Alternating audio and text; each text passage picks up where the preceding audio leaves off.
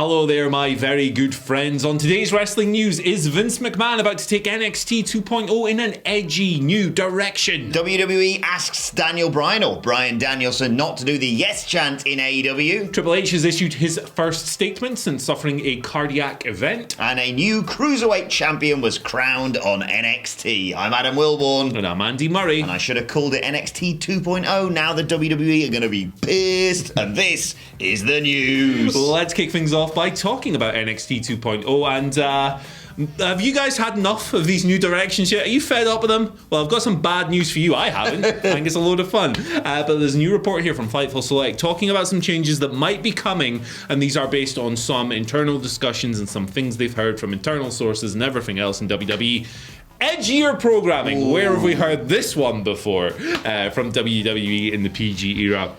So this is apparently based on some ideas that Vince McMahon himself has concocted, talking about taking NXT 2.0 in an edgier new direction. This will take the form of increased aggression, harsher language, so they're going to say like... There's going to be effing and jeffing. Yeah, they're going to say nasty words. The ring work and some other things. Apparently part of this is going to be a desire to, and I quote, keep up with current affairs with promos and character verbiage. So also, Fightful has sourced an unverified note that there'll be increased lenience when it comes to what women's wrestlers are allowed to wear in the ring, but there's no specific word on what exactly the heck that is supposed to mean. Skimpy stuff, probably. Yeah, probably. Edgy, way, Attitude Era. Now, it should be noted that none of this is set in stone, but USA Network contacts have heard whispers of it as well. One wrestler that Fightful spoke to hadn't heard of these plans or anything like that, but has commented that they will believe it when they see it. This is part of a desire for NXT to appeal to 18 to 34, that demographic in which it lags behind every major wrestling shows. I mean, addressing younger age groups is a priority. Got some numbers here. Average, past 4 weeks. Raw's getting about 250,000 viewers, 18 to 34. SmackDown, 256,000. Dynamite, 172,000. NXT, 66,000. So appealing to younger viewers is something we clearly need to do. But is a 74 now? Is a 70-odd-year-old man really the best guy to judge what's cool and hip and edgy in 2021? Do you know what worries me more than the effing and the jeffing and the changing of the outfits and stuff? It's the bit where he's like, we're going to reference current events. I was like, oh, I really hate when they crowbar that in. Crowbarred it in a bit last night, didn't they, with microaggressions. Oh. What was his name? The guy Joe Gacy. Joe Gacy talking about safe spaces. And yeah. I mean, he didn't say cooks, but he basically said cooks. I mean, it's kind of like internet talk from like 3 years ago, isn't it? Like, if it was today, I'm not sure what the terminology they'd use would be, but it's like Vince looked at Twitter in 2018 and went, hey, yeah, those are words. Yeah, exactly. The up-to-date references will be about 3 years behind actually things going on, but it doesn't matter because he had a cave in from camera to the moon. But do you know what my sources have told me about this? Because, like you say, we're just going to, a bit like that anonymous wrestler, believe it when we see it. My sources are telling me the new name for NXT is going to get another change. They're going to stay all bright and colourful and all that, and a million different people debuting every week like we got last night. It's actually now going to be called NXT 2.0. So there you go.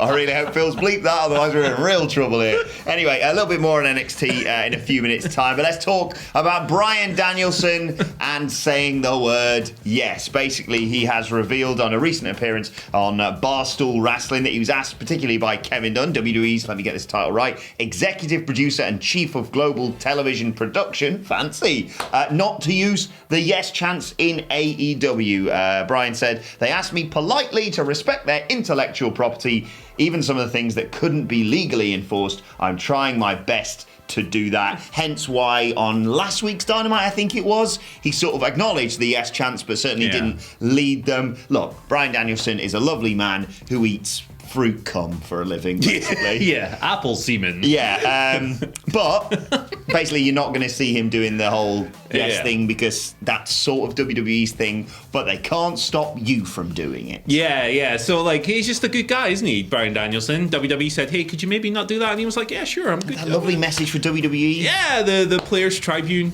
column. He's been very complimentary of the company since he left. Look, Bryan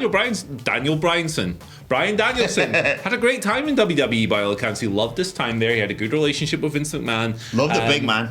Loved the big man. Loved the big man. What was As the line? we all do. What was the line? I know the big man doesn't like to be mentioned or whatever, but yeah, we're all in the same boat. Yeah, he's just a good guy. That's all I have to say. He's just a good guy. The S thing's interesting because, like, kind of took it from Diego Sanchez in the UFC a little bit. Kind of took it from there, but Diego Sanchez took it from someone else, I believe. So it's like, the lineage of it is quite interesting.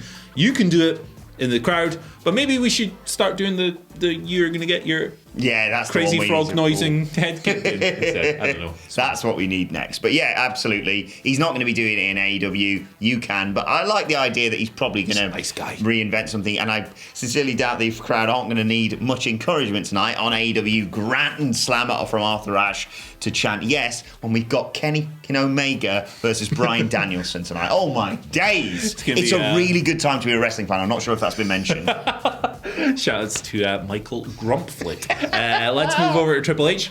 Good news from Triple H. Well, I'd say good news. Positive stuff. He's come out with a statement. Obviously, a couple of weeks ago, he suffered a cardiac event, which is what WWE described it as. He had a procedure in hospital. That went well. It was caused, according to WWE, due to a genetic heart issue. Well, Triple H has come out for the first time and issued a statement on Twitter. I'm going to read it to you.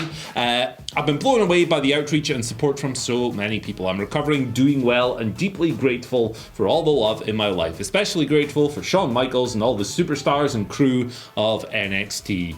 Brackets, Steph and the girls loved the snacks. See you soon. And then he's done that emoji, and he's done that one as well. So yeah, there you go. Now there was some updates on Triple H last week, courtesy of Dave Meltzer and the Wrestling Observer, saying that Triple H was well enough to take calls, but talent in WWE had been told, hey, you can phone him up and wish him well, but don't talk business right now because that man is recovering. So fair play. Look, in this situation, we've said it time and time again, strip away all the wrestling stuff. That doesn't matter when it comes to somebody's health. All that matters here is that a father of Brie and a husband and a family man is on the road to recovery after what was presumably quite a scary time. So good news. Yeah, exactly. Not much to add, really.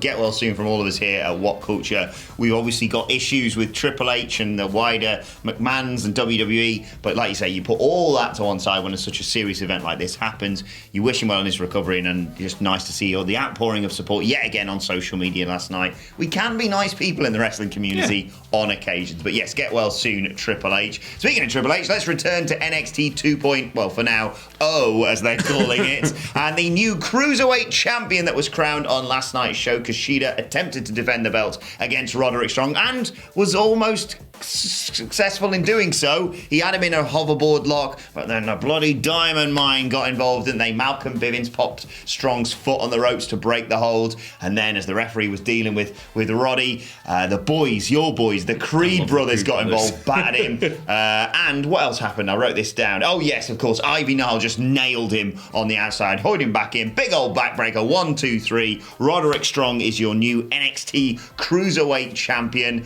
No real surprise here. We sort of expected that, but he's going to be defending the belt immediately. Next week's show, I think they've got like 3 title matches on there. Yeah, they're running through them, aren't they? Ooh. Grayson Waller stepping up after the match to Roddy and Diamond Mine. It looks like NXT, they're going for like veteran champion who's been around for a while that we can build someone younger up to eventually defeat with Roddy, Ciampa. Yeah. Be interesting to see what they do in the women's division. We've got that Frankie Monet and Raquel Gonzalez next week. But they forgot about last forgot about, and now they're doing it again. Interesting. There's a tag team title match next week as well, isn't there? Attraction versus the tag champs, Zoe Stark and Io Shirai. Joey Stark.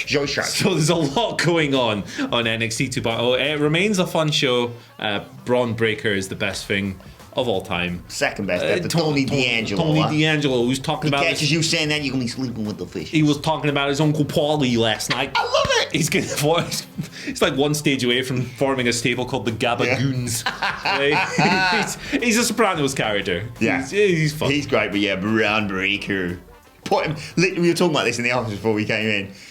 Literally put one of them in a Steiner recliner, and they were just like, "Oh, he's in that move there." Yeah, but don't mention the fact of the Steiner. Yeah, Vic Joseph called him a dog-faced gremlin last week, but they still won't mention his dad. Call him Rex Steiner. It's really easy, guys. So simple. Right, let's move on to your Twitter questions at WhatCulture WWE. Of course, if you want to get in touch with us. First question today comes from David Eric 22. Says, morning, guys. Do you think we could finally see that rarity of rarities, a double turn in Cody Rhodes versus Malachi Black tonight at Grand Slam? Going for the Michael Bublé of turns.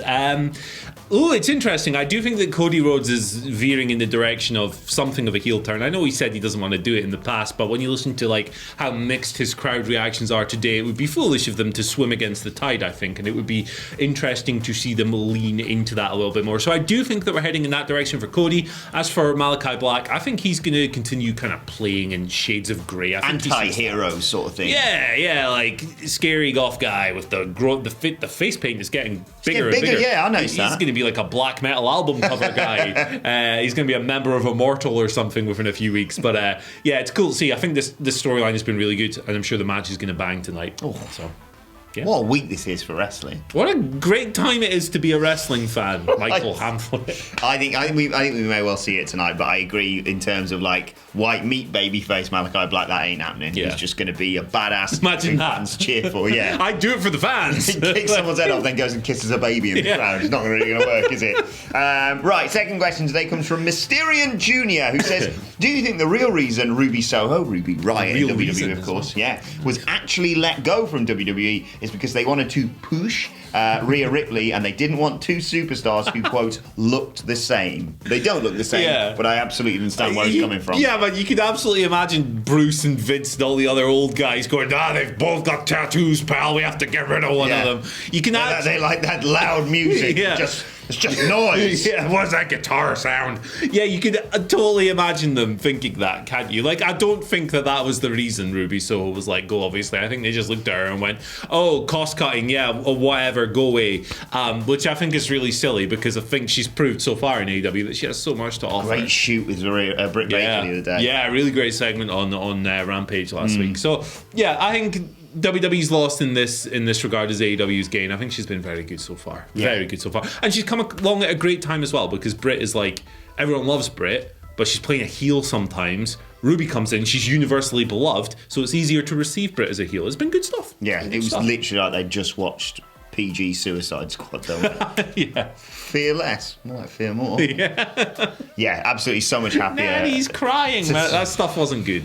That material wasn't good. No. But yeah, great to see you in AEW, and good luck in the title match tonight, isn't it? Or is it on Friday? I get confused. It's tonight. Yeah, best of luck in the title match tonight against Britt Baker. But yes, I mean, considering the fact they were like, we can't have Adam Cole on the main roster, we have to have Adam Boom.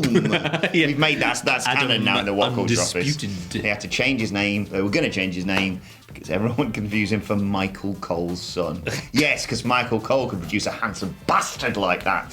Right, final question today comes from Sean Finchhausen, who says, watching NXT 2.0 is like watching a show like The Bill or London's Burning from season 1 to the final series. Like Scrubs and then new Scrubs, basically, for our American viewers. You slowly see the old faces phased out and the new blood take more of a starring role. Does anyone else see it like that? Do you see it like that? Well, who's the Reg Hollis of NXT 2.0 at the moment? I guess it would be Tommaso Ciampa, right? Because Big Reg transcended eras in the Bill. Shouts to Curly Watts, free Deirdre Rashid. I've completely lost my train of thought here. You were saying this, though. They're putting the belts on established heads and then and also putting just people who haven't got titles in with newer guys. It is going back to its NXT sort of roots, basically, here. Yeah, exactly. They've got a couple of veteran vanguards kicking about to kind of raise the younger people up, help them with their development and everything else. I think they have a good roster mix at the moment. It does feel like they're introducing about 7 people every week going, hey, I'm Steve Bum and this is my you remember my long lost brother Frankie Piss? Yeah. Like he is. I do like Carmelo Hayes and Trick. Trick Williams is great. Carmelo Hayes is great. I like a lot of the people they've introduced. Braun Breaker, obviously, the Creed brothers are awesome. Von Wagner, who looks like a stretched version of Hangman Page.